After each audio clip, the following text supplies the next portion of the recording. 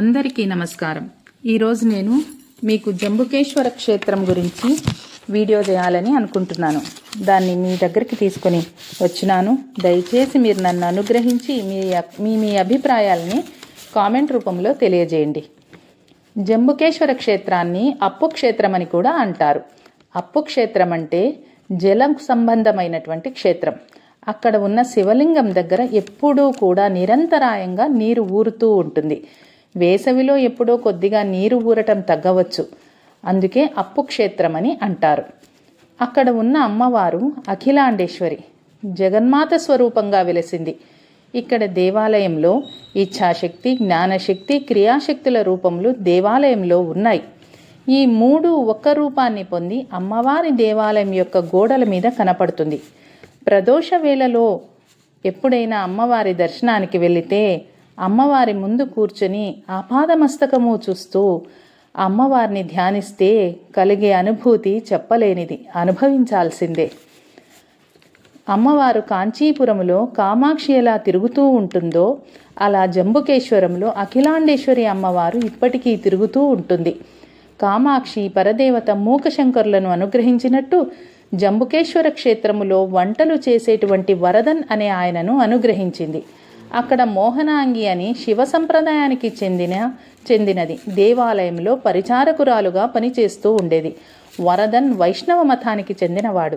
ఆయన ఆమెను వివాహం చేసుకోవాలనుకున్నాడు. అప్పుడు ఆమె ఒక కండిషన్ పెట్టింది. ఏమి అంటే, నీవు శివ ప్రబంధాలు నేర్చుకుంటేనే వివాహం చేసుకుంటానని. అమ్మవారి నడిచి వెళ్తూ తాంబూలంతో అనుగ్రహించినట్టు దేవాలయం గోడల మీద సన్నివేశం చెక్కబడింది. జాగ్రత్తగా గమనిస్తే కనపడుతుంది. ఒకరోజు మధ్యాహ్నం పూట వరదన్ వంట చేసి బడలిపోయి భోజనము చేసి 2 చేతులు వెనక్కి పెట్టి జారగిలపడి కూర్చున్నాడు. అకస్మాత్తుగా అఖిలాండేశ్వరి అమ్మవారు నడిచి వెళ్తున్నప్పుడు ఆ పాద మంజీరం యొక్క సవ్వడి వినపడి అతను చూశాడు. అమ్మవారు తెల్లటి వస్త్రాలు కట్టుకొని వస్తూ ఉంది. అతను స్థాణువులా ఉండిపోయాడు. అమ్మవారు వెడుతూ ఆగి నోట్లోని తాంబూలం పిడచ తీసి అతని నోట్లో పెట్టింది. అంతే, అతని నోటి నుంచి కవిత ధారలా కురిసింది. అంతటి మహాకవి అయ్యాడు. అందుకే అతన్ని కాలమేఘన్ అని పిలిచారు. అంటే నల్లటి మబ్బు నుండి వచ్చే వర్షంలాగా కవిత ధార కురిసింది. అఖిలాండేశ్వరి అమ్మవారిలో ఉన్న తేజస్సు ముందు కలియుగములో జనులు నిలబడలేకపోయారు. అంతటి శక్తి జనులకు ఉండదు. కారణం, జనులకు తేజస్సు పరిమితంగా ఉంటుంది. అప్పుడు శంకర భగవత్పాదుల వారు కలియుగములో జనుల తేజస్సు పరిమితం, అమ్మవారి తేజస్సు అధికం కావున శంకరుల వారు లెక్కగట్టి కొంత అమ్మవారి తేజస్సు తగ్గించాలని ఒక అపురూప ప్రయోగం చేశారు. అమ్మవారి ఎదురుగా వినాయకుణ్ణి ప్రతిష్ఠింపజేశారు.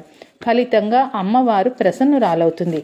తనలో అధికంగా ఉన్న తేజస్సు వినాయకునికి ఇచ్చి ఇద్దరి అనుగ్రహం చేత భక్తులు ఆమె ముందు నిలబడగల స్థితి పొందుతారు.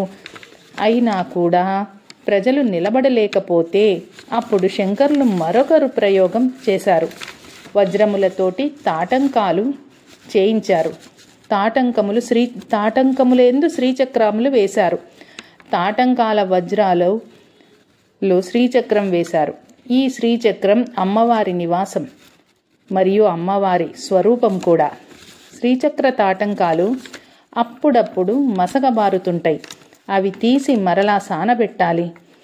అందులో వజ్రాలు, మాణిక్యాలు, మరకతాలు, వైఢూర్యాలు, రత్నాలు మొత్తం అన్నీ కలిపి 326 ఉన్నాయి అంటారు పెద్దలు. అవి తీయాలి అంటే ఒక్క కంచి పీఠం వారికే అధికారం ఉంది.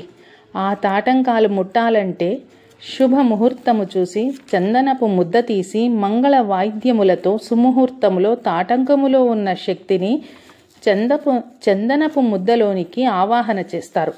అప్పుడు తెర వేసి అమ్మవారి చెవికి ఉన్న శ్రీచక్ర తాటంకాలు తొలగిస్తారు. ఆ చెవులకు మంత్రపూరితమైన తాటంకాలు అమరుస్తారు. చందనపు ముద్ద ముందు జలకలశం తీసుకెళ్తారు. అమ్మవారి ముఖ మంటపములో వెండి మంటపాన్ని ఏర్పాటు చేసి చెరుకు గడలతో అలంకారము చేసి అందులో పూర్ణ కలశము ఉంచి ఆ కలశములోనికి చందనపు ముద్దలో ఉన్న శ్రీచక్ర తాటంకాల శక్తిని మంత్రపూరితంగా ప్రవేశపెడతారు. ఇది కొంతకాలం పాటు అలాగే ఉంచుతారు. సానబెట్టడం పూర్తి అయ్యేంత వరకు ఉంచుతారు. ఆ సమయంలో ఎందరో వెళ్ళి దర్శనం చేస్తారు. ప్రతిరోజు సాయంత్రం సువాసినుల దీపపూజ, అమ్మవారికి సంబంధించిన మంత్రజపము, శ్రీవిద్యా హోమాలు చేస్తారు.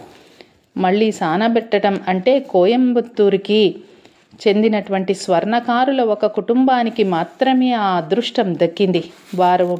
వారు పరమ శ్రద్ధాభక్తులతో సానబెట్టి దగదగా మెరిసేట్టు దేవాలయంలో సమర్పిస్తారు. ఆ తరువాత కంచి పీఠము నుండి ఉన్నటువంటి పీఠాధిపతులు పూర్ణాహుతి చేసి ఆ అమ్మవారి తాటంకములు చేతులతో పట్టుకుని శుభముహూర్తములో అంతరాలయ మంగళ వాయిద్యములతో ప్రవేశము చేసి మంత్రపూరితంగా ఏర్పాటు చేసినటువంటి పాత తాటంకాలను తొలగించి ఈ తాటంకాలను సమర్పిస్తారు. ఈ తాటంకముల యొక్క ప్రక్రియ అంతా కూడా నాకున్న పరిజ్ఞానము మేరకు 12 సంవత్సరములకు ఒక్కసారి మాత్రమే చేస్తారు. ఈ తాటంకమును జన్మలో ఒక్కసారైనా దర్శించవలసిందే. ఈ తాటంకముల దర్శనం వల్ల ఎందరో మహద్భాగ్యాన్ని పొందారు. మీరు కూడా దర్శించండి. శ్రీమాత్రే నమః.